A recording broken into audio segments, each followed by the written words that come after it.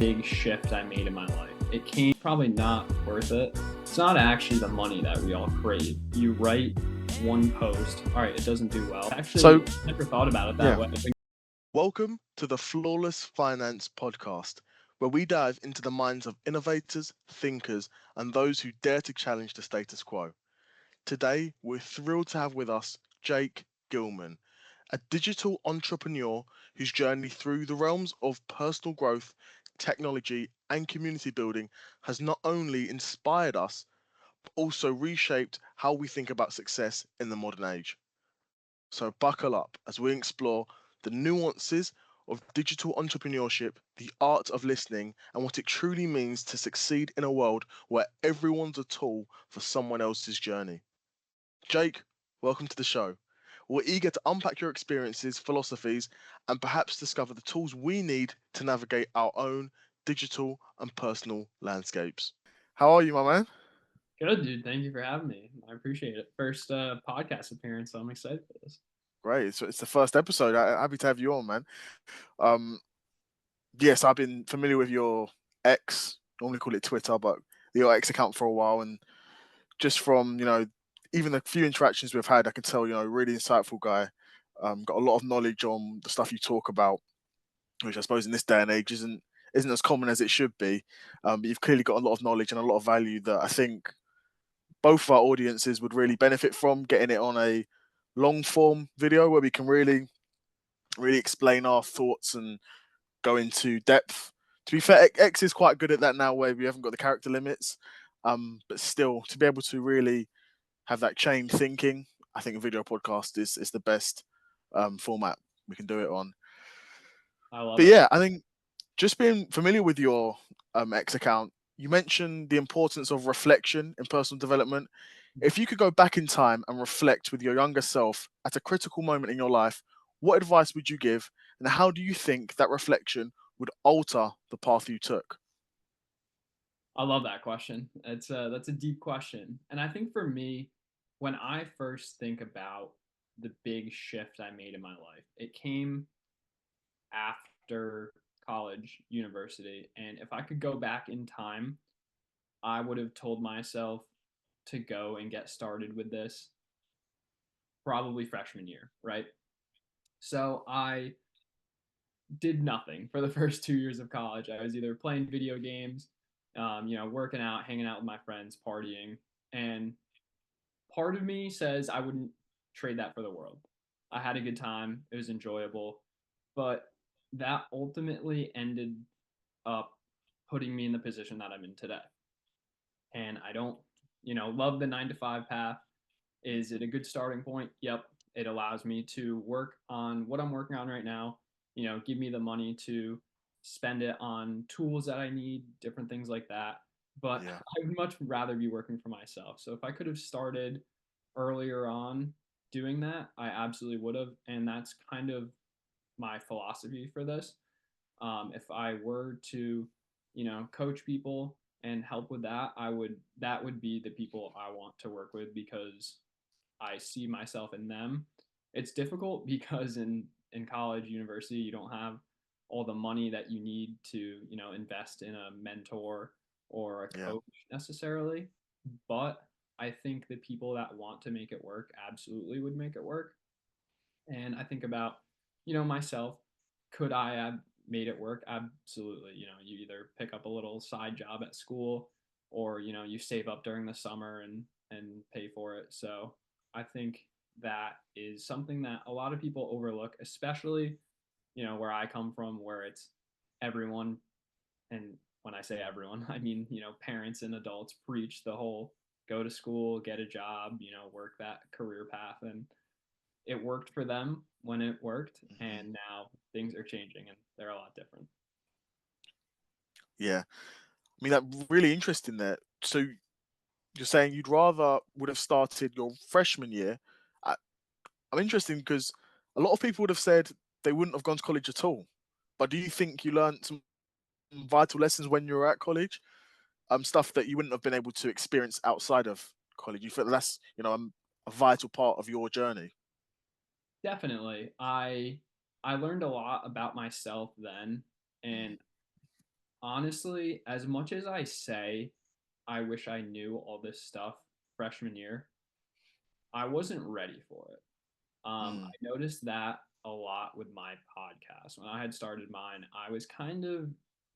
I had some success early on that I probably wasn't ready for and was just kind of doing things for the views and for the clicks, and mm, it worked, but I wasn't ready to provide the world with actual information. It was more just entertainment, which is cool. I get mm, it, but that's not really who I am. So the journey of, self improvement, self discovery, it takes a while. So yes, if I could go back in time, I would not go to school. And, if I had all this information, absolutely not. I would have somehow tried to convince my parents, or, do like a community college where it's a little different, and, you don't have to take on all the risk of debt and all that with college. Um, yeah. I I think it can be good. It depends on the person. Would I say it's for everyone? No. If you have the opportunity to go and study something and not make it a waste, it's worth it. The I went to Yeah. school for marketing. So the typical business degree probably doesn't get you too far. It doesn't do too much, depending on who you have for professors, and if you can Yeah. really learn from them. But for the average person, I would say no. It's probably not worth it, and I would love to get those 4 years back. I can only imagine where I'd be, and I'm sure Mm. you probably think similarly. If 4 years ago, 5 years ago, you had the opportunity to start where you are now, things would be a lot different. No, exactly that, and just the opportunity to, if we had a time machine, the opportunity to go back and just get those reps in early. So then, where we're starting, not as novices, I mean, it's a double-edged sword, I find, because you have to go through the experiences you go through to make you the person you are now. So you can talk on the experiences you've had. So the people that are a few years younger than us or less experienced than us, they have someone who was in their position that they can, sort of refer back to. But no, it's definitely an interesting observation, something I think about often. But at the same time, it's important that we're always, pushing forward, meeting those goals, collecting those small wins, and really building that snowball, getting that momentum. Because you know, as we know, once you get that momentum going, you're hard to stop, and you're a feared competitor in any realm that you find yourself in. So, what was your podcast about? Just out of curiosity. It was. I've gotten this question a few times, and the best way Yeah. I can describe it is it was just like bro talk. It was whatever Okay. random idea popped up in my head, I would ask. So videos that did really well were my friend and I went on Reddit and we're just looking up dark humor jokes. So we were just reading those off for one episode. A lot of those clips did really well. And then other ones were just um honestly just like I don't know how to put it other than bro talk. It was different things like, do you shit shower shave, or do you shave shit shower, like just dumb stuff like Yeah. that. It was Yeah. Yeah. funny. And it was early on, so this was like 2021, I think. So not Okay. many people were in the podcast clipping game on TikTok. So Yeah. as much as the ideas maybe were funny and decent at the time, it was probably also partly luck and me being early to the game that led Mm, to the success. yeah. I know you mentioned earlier, previously, about maybe not pressure, but certainly that influence from your parents to go to college and study. We find success is often defined by external markers like, education or wealth or status. But personally, how do you define success? And has this definition evolved over time? What does success look like when you were 19 compared to what it looks like now? And what prompted that evolution and that change? Absolutely. I think most of us in the online space have probably been down that path or a similar path where you see the guys online making money. Man, I want that car. I want that Yeah. life to be able to travel and to live in the big house and to do whatever I want when I want. So that's what kind of got me started. And I had never started the podcast thinking about money.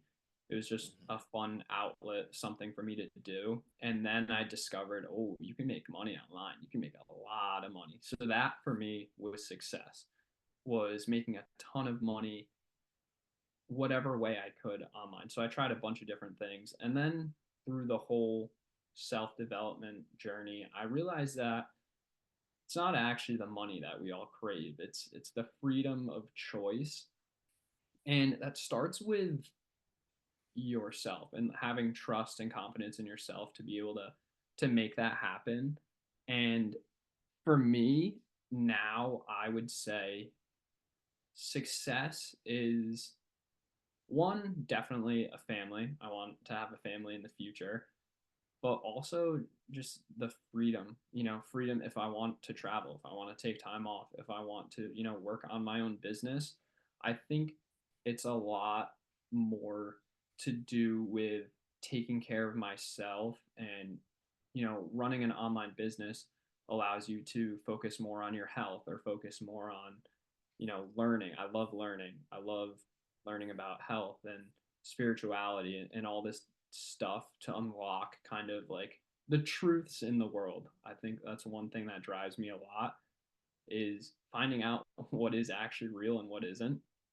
And that whole journey started for me with health, going down that rabbit hole of like, wow, a lot of the food we eat is terrible. And what if the whole, typical bro split, they call it, of working out isn't actually the best way to work out and finding all that stuff. So, yeah, I think success for me, the best way to put it would be freedom, freedom of choice. And that'll change, like I said, once I realize that chasing the money does not lead you to where you actually want to be. It's a tool to get you to where you want to be. You absolutely have Yeah. to make money, but just chasing it is not going to put you where you want to be.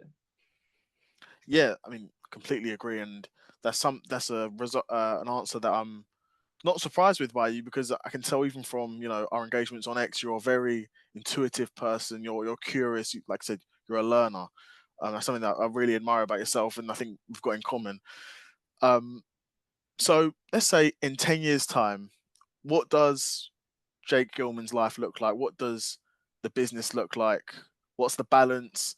Do you think you'll be in that grind mode, that monk mode in 10 years' time and knuckling down? Or do you think it'll be a bit of a balance? Or do you think you'll be enjoying the fruits of your labor by that sort of time? Have you given it much thought? Or are we still, taking each day as it comes, collecting those wins? I'm curious Um, to know your thoughts.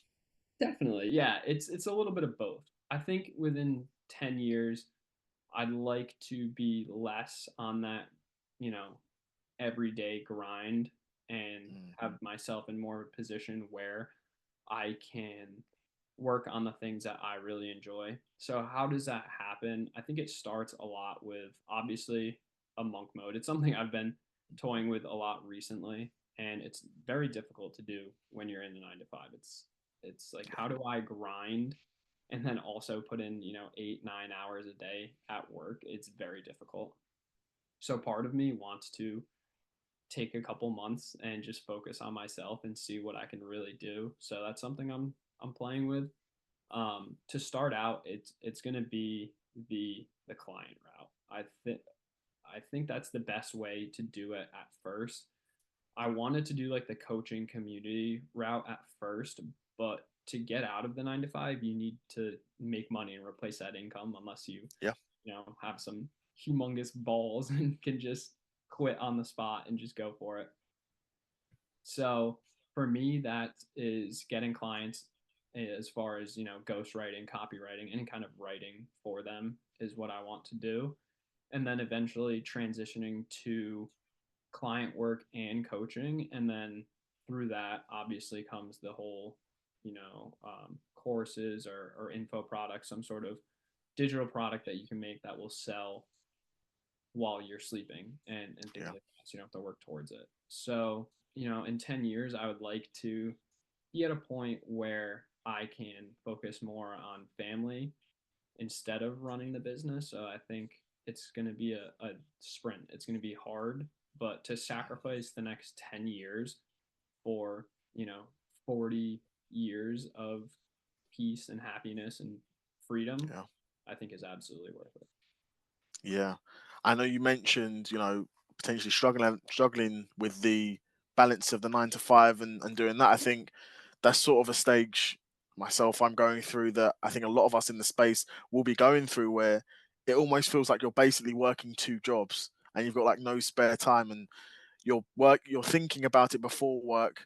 You're working 9 to 5, then you're working on your or in your case, the copywriting, the ghostwriting, and the personal development side of it after the 9 to 5 and on the weekends as well. Um, so yeah, that's something that I'm sure people listening to this, and including myself, it's a familiar feeling. Um, Out of curiosity, when you get on calls with clients, what are those initial conversations? What do they look like? Are you getting an idea of their needs, or yeah, what does that look like? Yeah, so they actually have started out for me for the most part was just networking calls. It was getting on Okay. calls and just meeting people. And then through those calls, we discuss different things. Talk so mainly it was writing because that is what I have in my bio is like writing and I can help people with writing on the first call. So we hop on the first call, talk about writing. And then from there it just became, oh, I actually don't have enough time to be writing my own articles. Could you do that for me? Absolutely. I'm working on a business. I don't have enough time to be posting every single day on X, growing my personal brand. Could you do that for me? Absolutely. So right now, it actually hasn't even been, I would say inbound clients, people coming to me saying, "Oh, I see what you do. Can you do it for me?" It's just been meeting people, and then through those conversations, they ask if I can help them out in any way, and that's just what I've been trying to do at the beginning. So it's been fun. It's been really nice. I've been trying a few different things that I wasn't planning on doing in the first place, and I think you have to just take those opportunities when they fall in your lap at the beginning, try them out, see what works best, and then move on from there. 100%. I mean, it's like you say, you have to try everything to sort of find out what you don't want to do. Um, so, what about the writing in particular do you enjoy the most? So for me, it started off with videos, actually, with short form videos. I After the podcast was lost, didn't know what I wanted to try, what I wanted to do. So people said go back to things that you enjoyed as a child. So I tried gaming videos, and I wasn't big into video games anymore, but I said whatever, I'm going to try it, and had some decent success with that. But what I loved was every day the video I was working on, I was trying to implement something and improve on something. And that's exactly what I found in writing is you write one post, all right, it doesn't do well, so what can I work on for the next post? So get better at hooks. Okay, I feel like I have hooks nailed down. Then what can I do next? It's like transitions and then the body and then the ending and call to action. There's so many different pieces that you have to work on, and that's what I love Yeah. is getting better in each of those aspects and then tying it all together in one big product and realizing, oh wow, that's actually pretty good. Wow.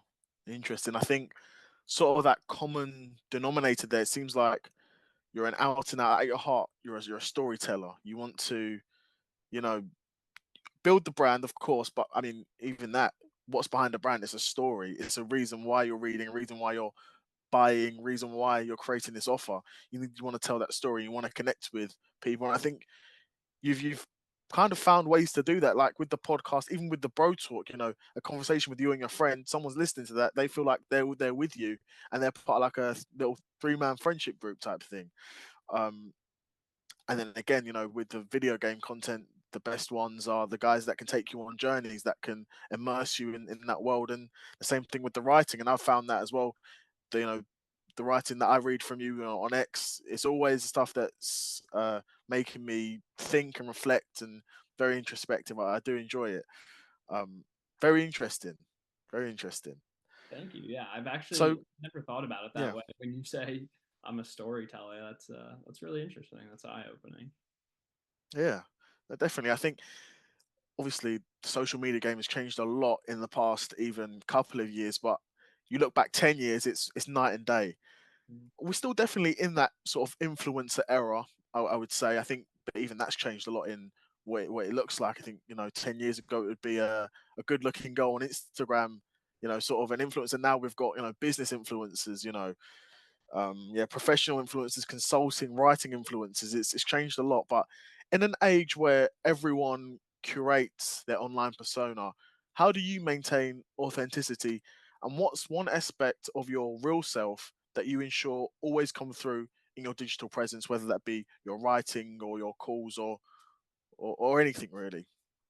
Yeah, that's another great question. It's hard because everybody wants to be successful, and it's something that, we all have the right to do, but it's difficult, and that's why you see a lot of people copy and try and, follow frameworks or certain techniques that worked, and it's hard to be yourself when you do that. So one thing I've been leaning on a little bit recently is just trying to write things that come to mind, and just hitting post and not worrying about, did I follow this perfect framework? Did I do XYZ perfectly? No, you have a good hook and you have an idea that you find interesting, post it. If you think it's good, other people are going to resonate with that. And the piece that I try and keep is humor. And I haven't done a great job with it on X. It seems like more of a professional space, and you want clients. So how can you be funny and get clients? That doesn't seem like it works, but it does, because when you actually show the real side of yourself, people will want to work with you. So it's something I'm Yeah, trying to do more. I don't think I'm the funniest person in the world, but I do like to crack jokes, and it's one way I get through life and try and, you know put some sarcasm into different things, and make light out of, you know serious or difficult issues. It's just how I am. So I think that's definitely one way that I like to spice things up, and keep myself different when everybody is so serious all the time. no, definitely. I think if you're someone who's really new to the game, who's someone who's starting, it's easy to try and be a copycat. It's easy to sort of copy an Alex or Mosey, a Tate or whoever. But pick your poison. It's easy to sort of copy that, but I think it's almost maybe liberating or freeing once you realize that you're always going to be second place to those people whoever you're copying. The only way you can really quote unquote win, you need to be the first you and stick to that and be consistent with that. And it's not easy. The easy path is to just be a copycat and always finish second. um but yeah, no, it's good, and I can feel that you've sort of experienced that yourself, going through the different phases of your journey. You're sort of realizing that it's key, but being yourself is key. um so I think that's something that a lot of people in our sort of community and our space would definitely be able to resonate with. Out of curiosity, I'm gonna go back to the video gaming parts. What games were you playing? I was just playing FIFA. That wasn't the Really? biggest. I was always a Call of Duty guy for my whole life. That's what I played with my friends, and I always played FIFA too. And for some reason, I had gotten the new FIFA and I was playing it, and I remember opening some packs in Ultimate Team, and I packed like Holland and Mbappe. Wow. And I Wow. said, all right, this has to be a sign. Like this is crazy. So I got to try it out, and I tried it out, and I liked it, and I liked it for a little bit, and then Mm, I realized, like, this is kind of shallow. This isn't, what I love anymore. yeah. And I think a video game niche, it's hard to sort of maintain and continue and always be building because it's such a saturated market, and it's yeah, it is a really saturated market. But I think if it's done well, like anything, I think there's a lot in our community around picking a high income skill. But I'm sort of the thought that anything can be a high income skill if you're at the top 1% of it. You know, you take even something that may be regarded as sort of throwaway, like a customer service. If you're the best at customer service, you're gonna get paid. You're gonna get compensated. You're gonna get compensated for that. So, what's your thoughts on the sort of mentality, not mentality, but the sort of thought process in our community around, you have to pick an high income skill? Yeah, what's your thoughts around that? Do you think that's the case, or do you think there's other ways to get there? That's that's a very interesting question. I think you can get there however you want. It also depends on your goals. If Yeah, you really want to play the long game and you're not worried about escaping your 9 to 5, right? Then it's probably not a big deal to focus on a high income skill. Focus on whatever it is you want. But if you really want to get out fast, then probably picking a income skill is what's going to get you out, and then you can yeah, focus on whatever else it is that you want to do. But there's a very fine line. I've played with that a lot because I was never into picking a high income skill. I was always like, I just want to figure out what it is that I enjoy and do that. yeah, If I can make money, that's amazing. And there there's one guy that I follow that he was big in the info product space coaching and made a lot of money on that, and he recently pivoted to making music. And he always said, like, when I make X amount of dollars, I'm going to start making music because that's what I really love and that's what I enjoy. And recently just shut down like pretty much all the coaching stuff, info product, and he's just focused on music. Didn't hit that big money goal that he wanted, but he seems to be enjoying life way more now. And he said, when you do things, the world, universe, God, however you want to say it, rewards you and puts things in your life that will take you to where you need to be. And I think that's absolutely true. I i definitely picked a high income skill in writing or copywriting, ghostwriting, however you mhm, want to say it. But I do think that it's an opportunity for me to share with people knowledge and things that I learned and that I like, which is what I really want to do. So I'm grateful for that. I also have to play the card, like I said, that I don't want to be in my 9 to 5 forever. If I was a freshman in college, like we talked about, I would just be trying whatever it is that interested me at the time. And that's what I mhm. did. But now I'm at the stage where it's like, all right, I want to work for myself. I know what I'm capable of. So let's focus on things that can actually make you money. And then down the road, if I want to start a podcast again, if I want to, you know, I don't like making music, but that's a good example, is doing something like that, then I can focus on that down the road. Yeah, and I think also, like you're saying, doing that down the road, in the meantime, you would have gained that experience and skills. So when you want to pivot into something, I mean, the great thing about sort of your space that you're in, there's so many transferable skills because, of course, you've got the writing, but you need to be a salesman, you need to be a personal brand, you know, not a guru, but you need to know how to manage your own personal brand. So, sort of that PR side of it, you've got that sort of expertise in your 9 to 5. I think a lot of people sort of sleep on the potential for transitional skills that you can learn in your 9 to 5. I think even in my one, the ability that I've now learned is to manage people. I think that's a sort of skill that you can take into any business you go into. And in a startup, you'll need it, and when you're scaling a business, you're definitely going to need it. Very interesting. I think also an interesting point you mentioned from that guy is that he sort of had that he had that sort of brick wall, that boundary that I make this amount, I'm going to do this. And you say he didn't even reach that point and he still pivoted. That's a very hard battle for a lot of people. I think a lot of people, they get to that point and said, oh, I've made this amount of money, let me just go a bit more. And a bit more becomes a year, 5 years, 10 years. So they're very interesting. And, before you know it, you're however old and life's not passed you by, but sort of passed you by. Um, yeah, really interesting.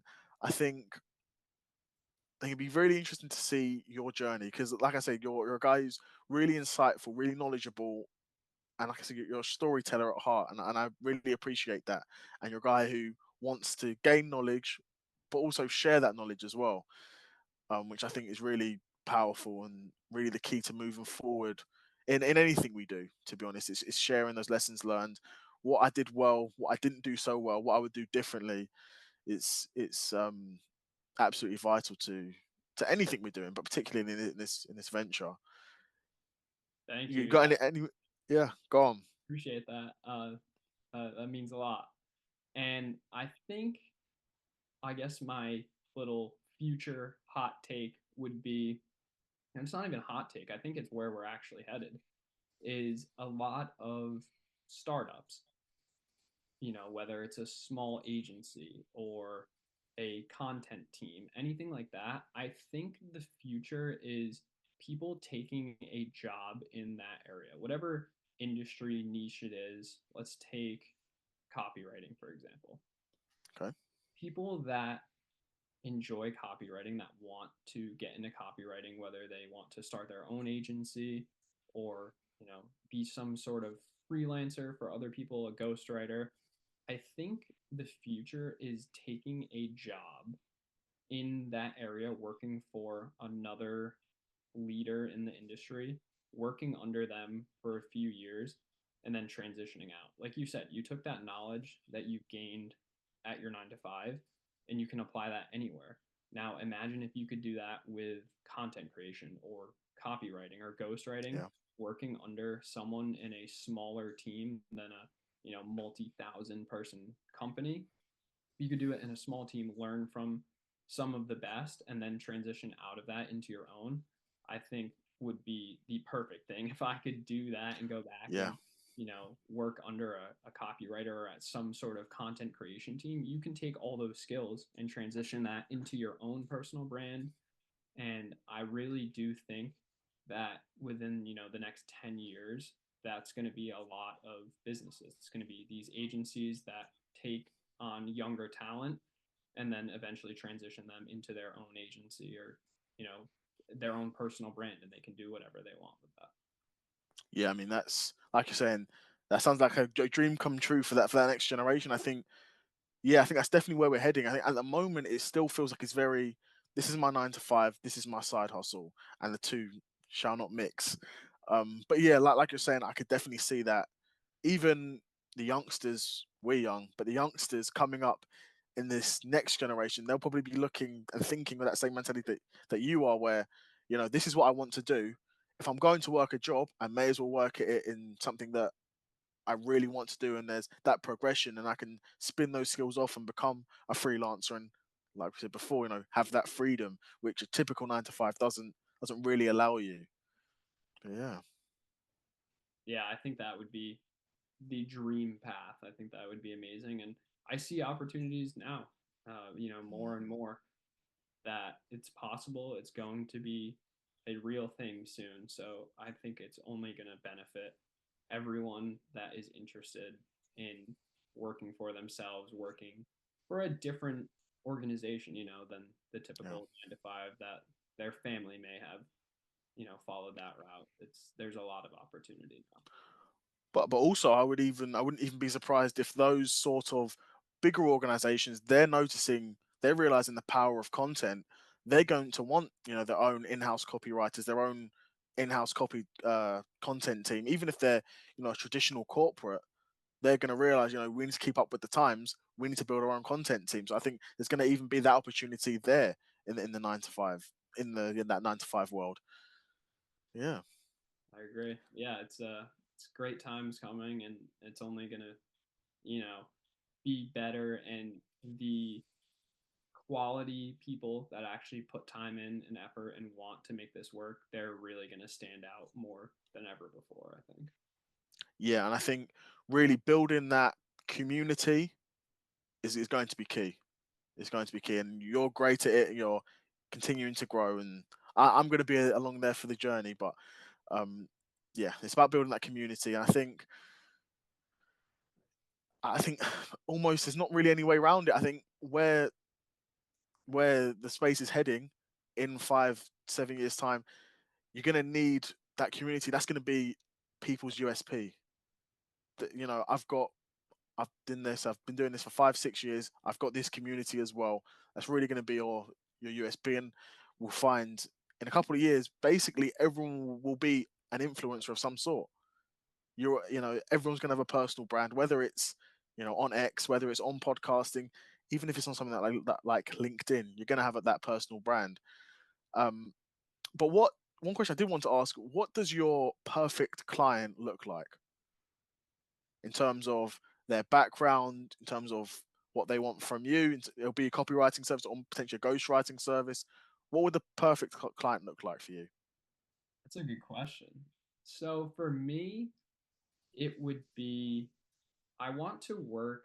I don't have like a super niche area. So I don't want Mm, to necessarily write for just, like a professional athlete or something like that. okay.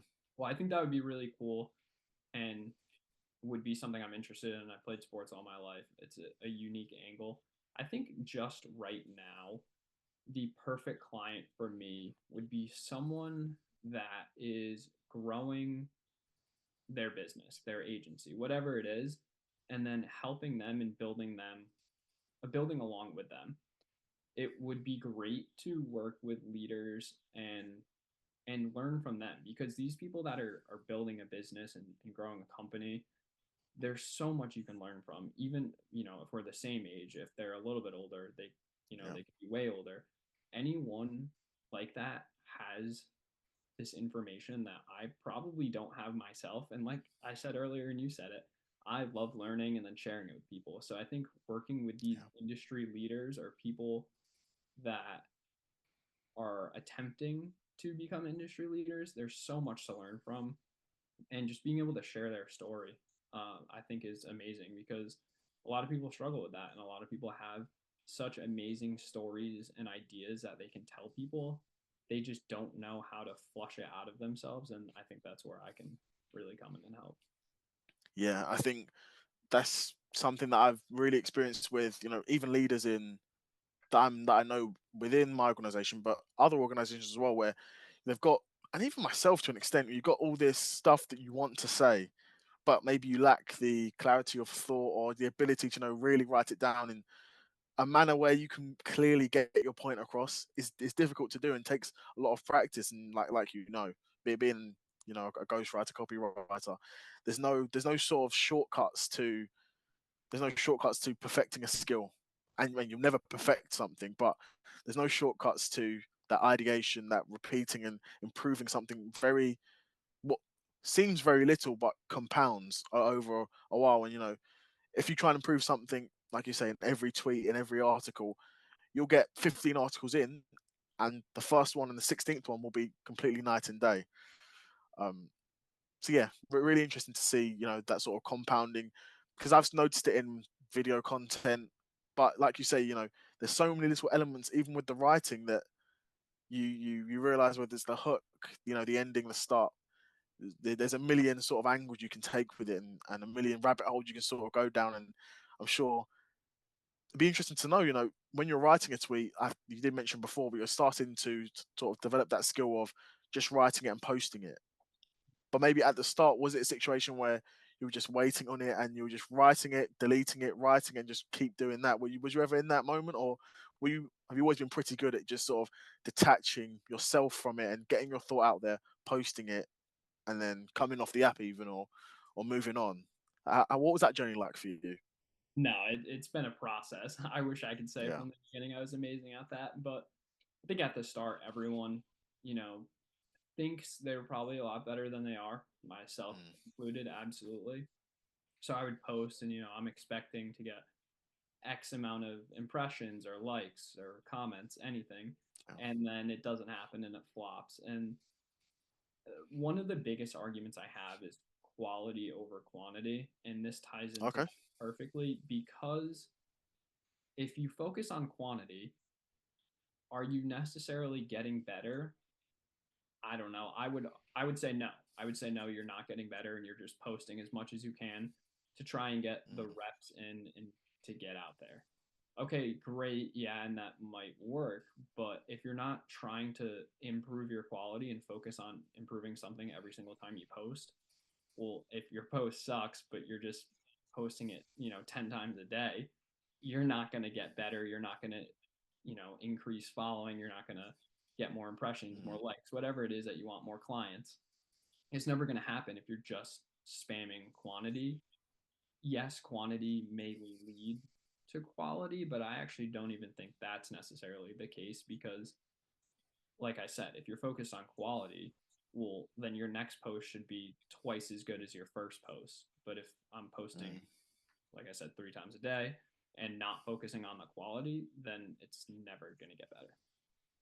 No, exactly. I think it can also, yeah, this is something that I battle with myself because I'm always thinking everyone wants to get to that point where everything they're posting is just amazing quality and it's just the best of the best. But there aren't necessarily shortcuts. You have to get through to put it in a pop culture term. You have to kiss frogs to meet your prince. You have to ideate. You have to post 5 videos or 5 tweets, and then you can post those. Then you can sort of look back and see. Okay, you can look at the analytics. You can say, in terms of videos, it could be okay. Well, this video had good average view duration. It had a good hook. Okay, this is something I can.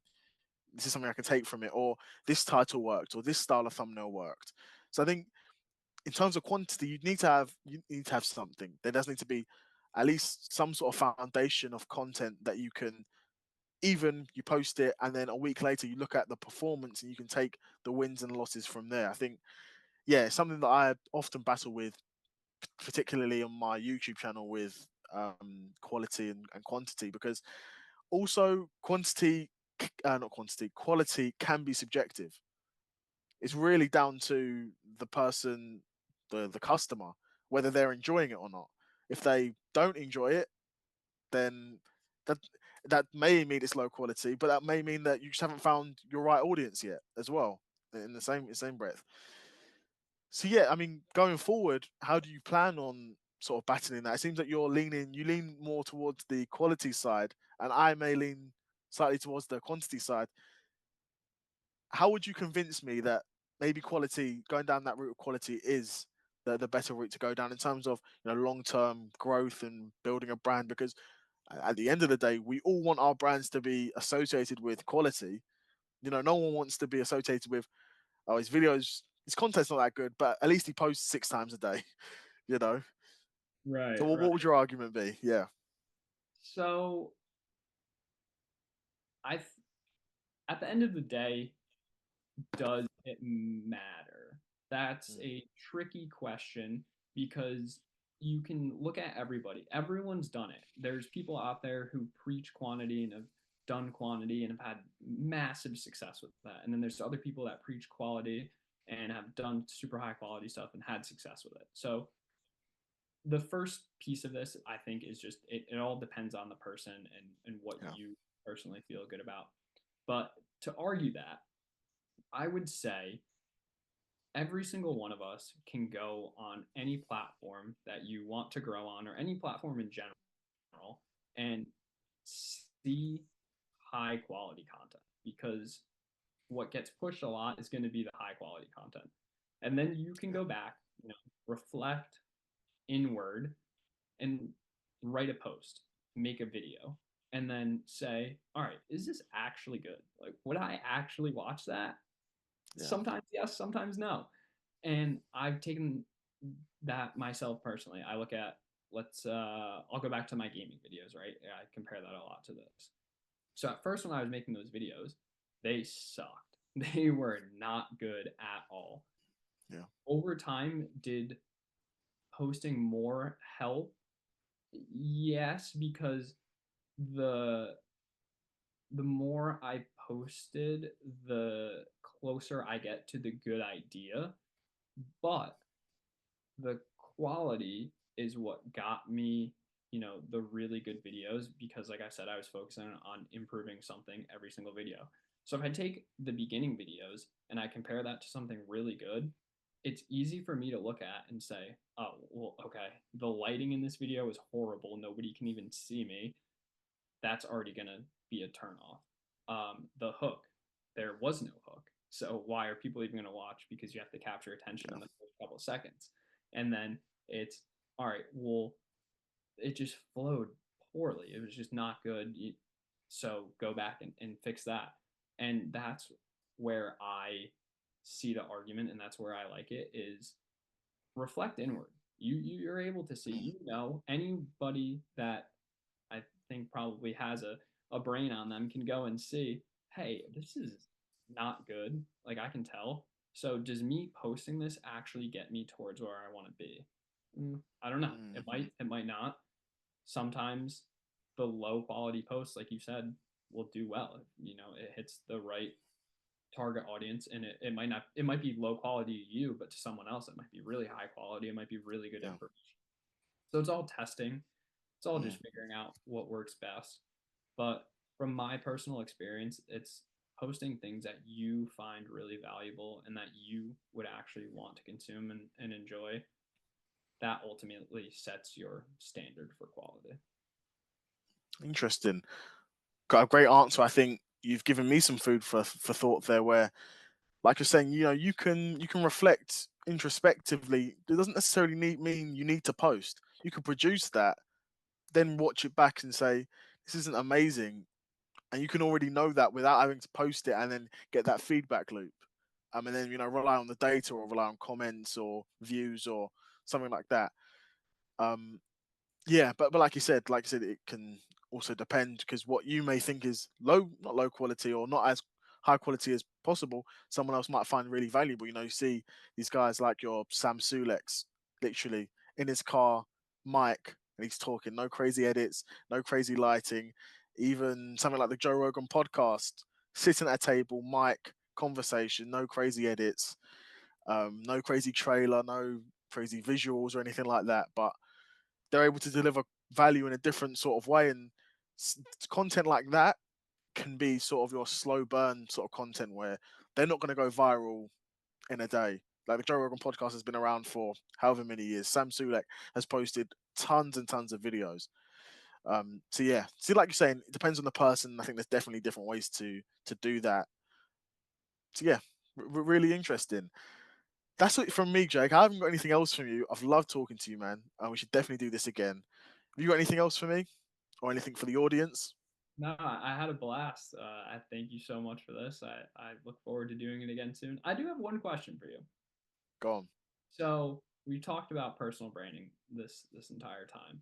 What made you decide to go the faceless personal brand? Something I've been thinking about. So at first, it was. I mean, and even now, my thinking is behind it is so that it's exitable at the end of the day. With the YouTube, the idea would be to sort of build up a channel that if I ever wanted to exit, or a media company that if I ever wanted to exit, I could exit. A personal brand, there isn't really any exit. You can't sell yourself. Um, I mean, maybe nah, you can't really. If you had a management team, but it's still you. You know, you can't really sell yourself. So yeah, that was the main reason to go down that route is that it would be exitable. I understood the sort of pitfalls with that, where I'm going to be growing slower because people aren't going to have that personal connection with me, and I sort of accepted that up front. I knew that was going to be the case. On X, similar. Um, but I'm sort of coming around on X where I might just go full personal brand 'cause I think it's a sort of place where you could. Um, I think my YouTube content previously hasn't really needed it to be sort of like a personal brand because it's a lot more current affairs and news stuff.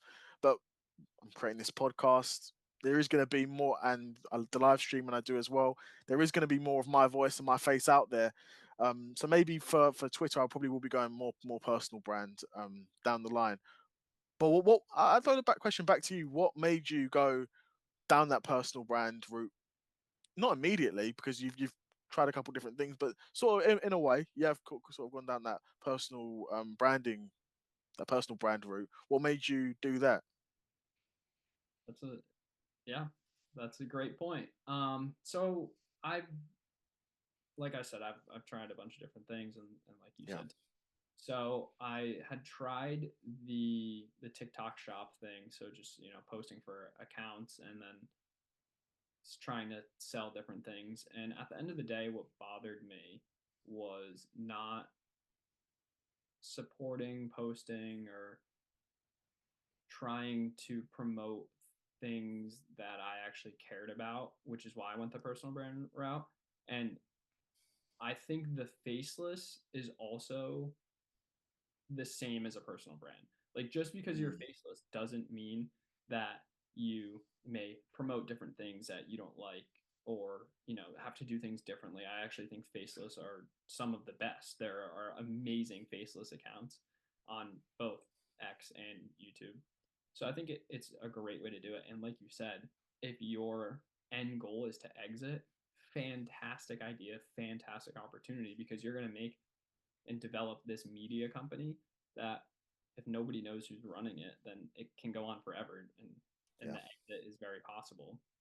Like you said, for a personal brand, there's literally no exiting. If I stop posting, this all ends. It all Yeah. stops. So it's a balance. It's a difficult decision that you have to make, but it really ultimately just comes down to your end goal. If this is something that you see yourself doing till the end of time, then personal brand with a face is probably the better idea.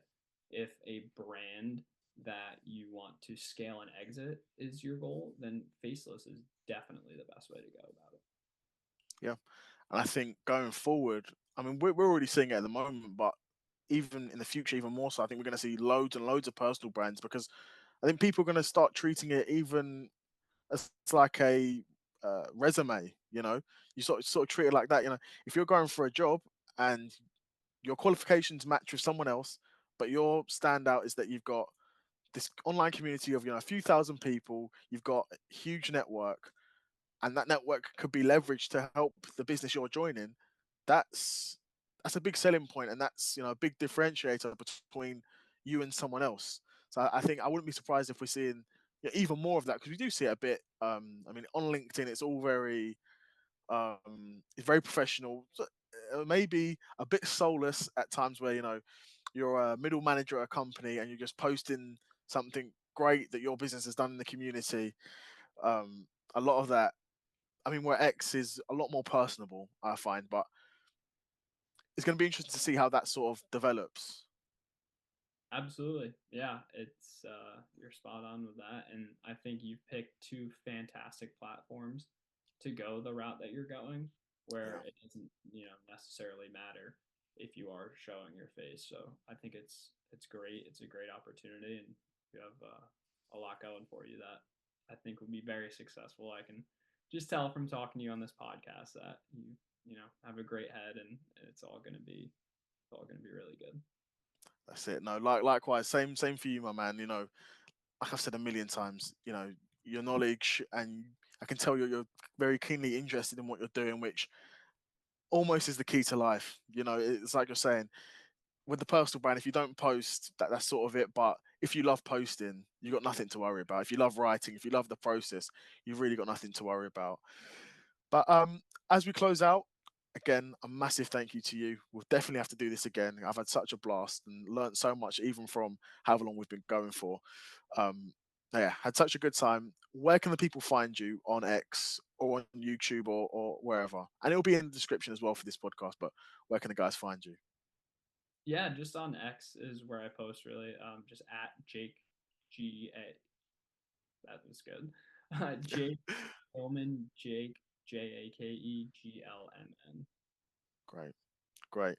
And that will all be in the link below, in the description below. Um, like I said, Jake, it's been a pleasure. We'll definitely do this again. And yeah, that's out. Thanks for listening, guys. We're off. See you guys. Thank you.